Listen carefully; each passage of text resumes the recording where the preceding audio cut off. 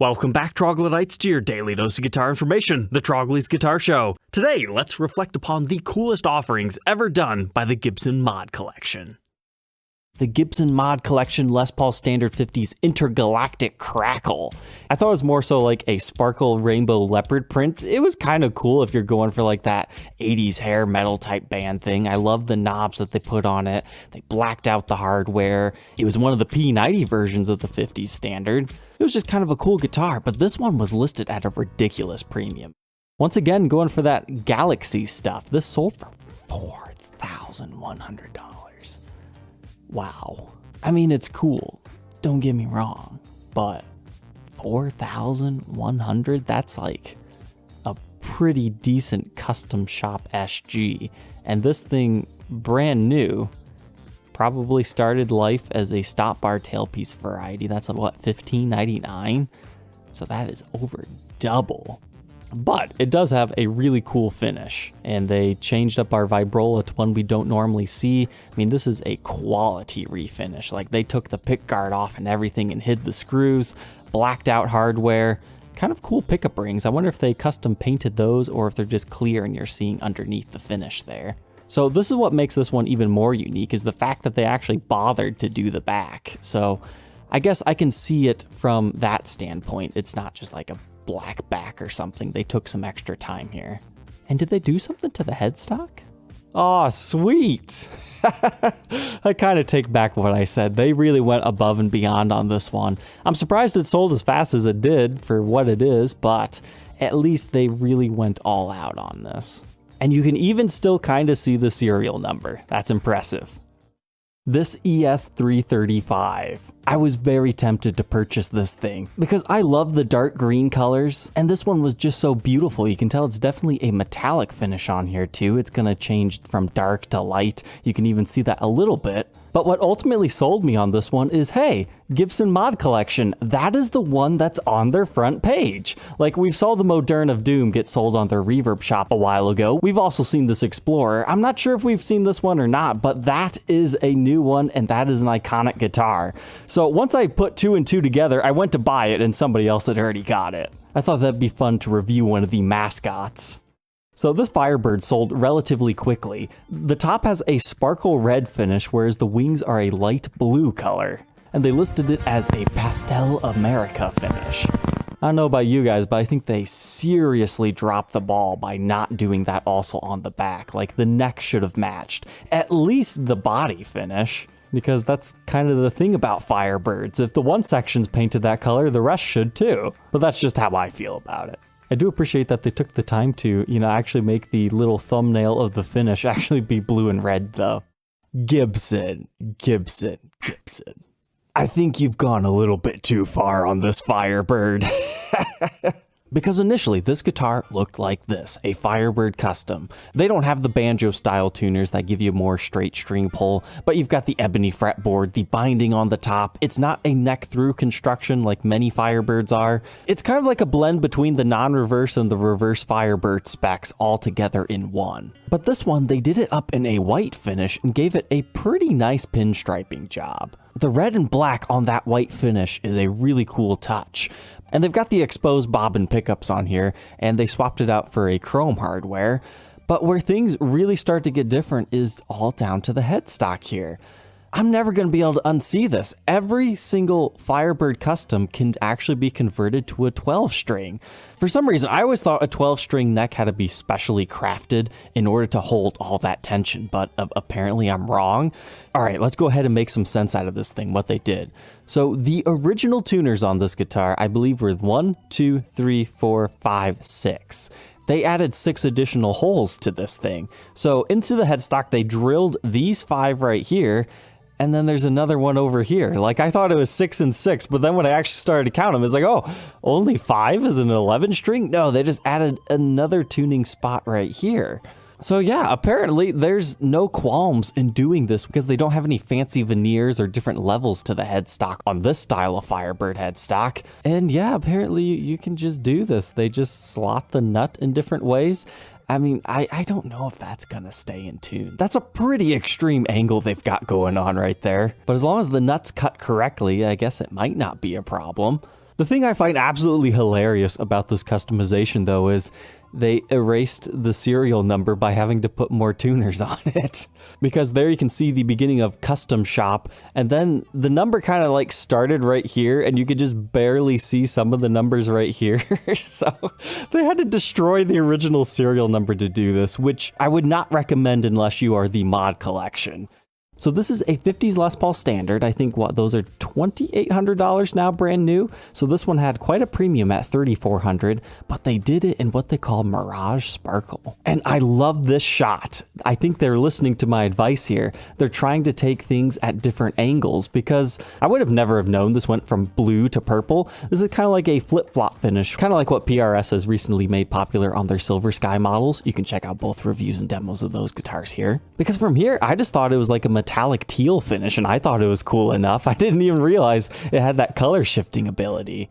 And now this custom was seriously sweet. They called it raw gold, only $4,799. I think they could have got a bit more for it, because that looks pretty good to me. It's a nice dark gold color. It has some black streaks in it, but yet you still have the gold hardware, so it kind of pops it. I feel like this one needed some like aged lacquer to it for the binding. But the backside was left black. Somebody was crazy with their medallion, installing it incorrectly. Easy enough to fix, you just have to slide it a little bit. Here's a nice close-up of that finish. I'm guessing, in person, this probably has like a metal flake appearance to it. It just looks fascinating to me. So congrats whoever got that thing. But oh man, whoever got this, I'm kind of jealous on this. I would have bought this Les Paul. So it was only $1,400, which, you know, it's kind of expensive for one of the special tributes. But it's a custom color called Acid Washed Aqua. People were on my case for not talking about this one the week it came out. I just never saw it. So it's interesting. You can see the mahogany wood grain through the finish. They did the humbucker version that has the covers on it, the witch hat knobs. It's just, I don't know. It reminds me of like spelunking in a cave, and you shine your light and it's like a crystal dragon or something. The wood grain gives me reptile skin vibes. And what's even better is they did it on the back of the neck, and they did it on the back of the guitar. Now granted, I don't like the way it turned out right there. It became a little bit too bright, but I like the wear on the edges, or maybe that's just reflecting the light, I'm not sure. But it kind of gives it like a fake binding. And want to know what's even better? I have not seen this thing show up on the resale market, so whoever has it must actually enjoy it. But now let's go back to sinister guitars. Crimson Elf Blood. What? That's a fancy way of saying red elf blood, which I guess, just look at this thing. I don't even need to tell you why this is cool. So this has the chrome hardware, so it kind of stands out against this really dark finish. You can tell it's going to be slightly metallic. It's got that same widowed-like vibe to it. Even a matching headstock, like this is just so dark. And to make things even better, they did the finish on the back as well, and we get the big ol' Apex head carved volute. First introduced on the Rhino series if you want to check that video out. But this is one slick beast built to Les Paul Axcess specs even. So you've got the comfort cut, you've got the comfort heel. This is just one cool guitar. But check out this Les Paul Tribute. Priced at $1,500, this has Cheap Trick written all over it. It's just a satin checkerboard finish. They gave it a Dirty Fingers pickup in the bridge. Up here, they've got the Seymour Duncan. You've got the see-through clear pickup rings. They omitted the poker chip. They even went as far as putting the black knobs here in the white squares and the white knobs in the black squares. Well, as best as they physically could anyways. And it looks like they even mixed the hardware like they've been doing on a lot. Things they could have done to make this even crazier. Maybe give it a white headstock and just put the logos back on it in black. Perhaps like the SG Dark, they could have blacked out half of the inlays. But then moving on to the back, they did not continue the checkerboard pattern, but I get it. You don't see the back too often. But look at that. This maple neck has some pretty decent figuring. I would consider that an it factor for this one. About 2 months ago, I got an email from the guy who runs these divisions, and he shared a photo of a very similar guitar as this, and he asked me what I thought of it, and I said, that looks fantastic, but this is the first time I've seen it show up. So this started life as one of those ES Les Paul basses. So it would have looked like this, probably had a light figured top, 4 strings. It was never really a super popular model, like there's other Les Paul bass models out there in case you are interested, but this was one of the few times that they made a semi-hollow version of it. Kind of a cool guitar. But then over here, do you guys see what they did? They took it and converted it into a bass 6. So it's like a guitar, but almost like baritone-like with all that. You know, Fender has a bass 6. You guys know what I'm talking about. So they converted it from 4 strings into 6 strings total. They put a new headstock veneer on here. They gave it a custom finish called Obsidian Pearl. They swapped out the pickups. They had to move the bridge and tailpiece, put a 6-string version one on. But this thing was expensive, almost $6,000. Next up, check this guy out. It's a Les Paul CM Black, except for you can't call it black anymore because it's called Deep Red. So we've seen these in the demo shop quite often lately, but now they went as far as refinishing one. I'd be curious if they actually took the original black finish off or if they just shot it over in red, because that looks really dark, like the black could still be there, but these were really thin satin finishes anyways, so it's kind of hard to tell. But as of right now, this is the only factory-issued non-black CM Black to exist. You can check out this review and demo if you need to learn more about them, but they have an FRX system on them, which is a top-mounted Floyd Rose, which, I mean, you can remove that if you really wanted to. But get this, it's not just that they refinished it in red, they actually left the original black finish. It's either that or they've just put a new gloss black on it. That's almost what it looks like in this photo. But then you've got a really extended long red stinger on this.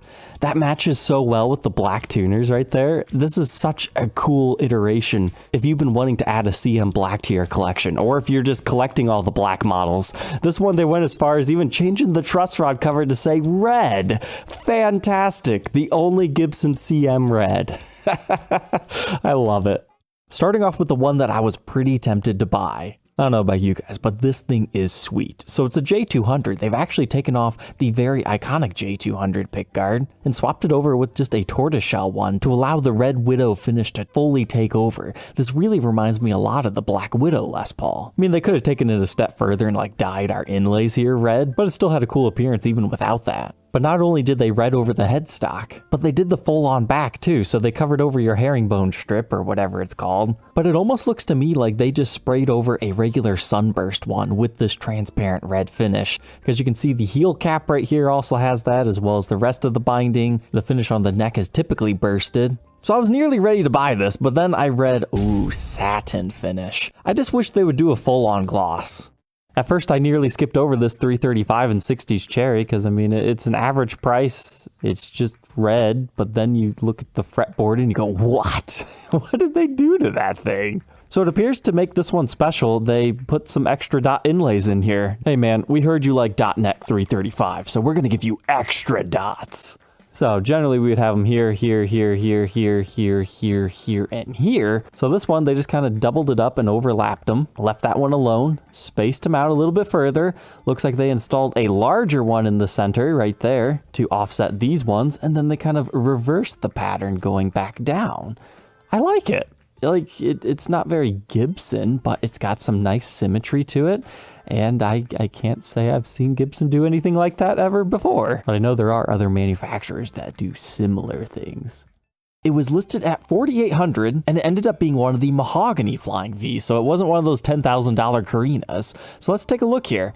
They did indeed just give it a giant pearloid pickguard that is kind of a unique design. Instead of being sharp and pointed like the original 50s, they decided to round it off to match the contours of the body. It looks like they even did that for the tailpiece here. That's why this thing looks so goofy, besides the fact that we're missing the bridge pickup and you only have a neck pickup. So this is a very jazzy Flying V. As far as the headstock goes, we do have a unique truss rod cover, but the Gibson logo is still the same. But oh, it appears this thing was actually aged. I didn't realize that. Wow, significantly aged. They really went all out on that thing. I thought it was like VOS. Okay, so it's got arm wear, it's got finish checking all over. All right, now I kind of regret not buying it. But you want to know what's really creepy? Your mod stamp is done upside down, and look at that serial number, XXXX5? That's not me censoring it or anything like some people do. That's just straight X's, so maybe this was some sort of like a prototype. This is just one confusing Flying V.